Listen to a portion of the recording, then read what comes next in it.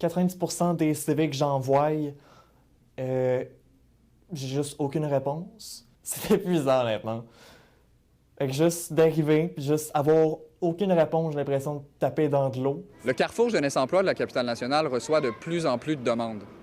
Les jeunes qui y sont accompagnés arrivent de réalités très variées et ils ont toutes sortes de difficultés à se placer sur le marché du travail.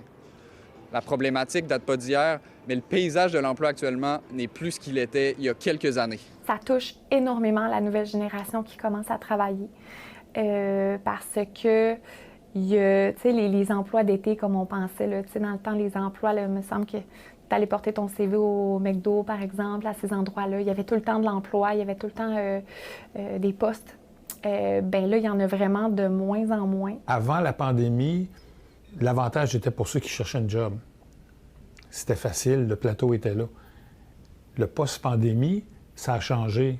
C'est retombé dans la cour des employeurs qu'ils vont embaucher des gens qui ont plus d'expérience de travail plutôt que d'embaucher quelqu'un qui n'en a pas du tout.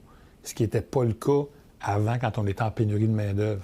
Mais même avec beaucoup de volonté, c'est le taux de réponse à une offre d'un employeur qui s'avère difficile. Les jeunes aussi, qu'est-ce qu'ils vivent dans les dernières années, c'est qu'ils vont porter des CV, ne se font jamais rappeler, n'ont jamais de retour d'employeur. Ça aussi, sur la confiance en soi, ça vient un peu briser ce qu'on a forgé, par exemple. D'avoir une entrevue, même si ça mène à rien, ça aide beaucoup à soutenir le moral un peu. Honnêtement, c'est stressant, considérant que ma sécurité de logement est axée sur le fait que je vais avoir un emploi très prochainement.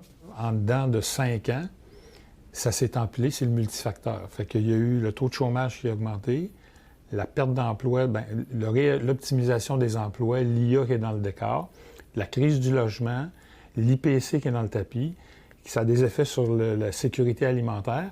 Puis tout ça, ça s'est additionné.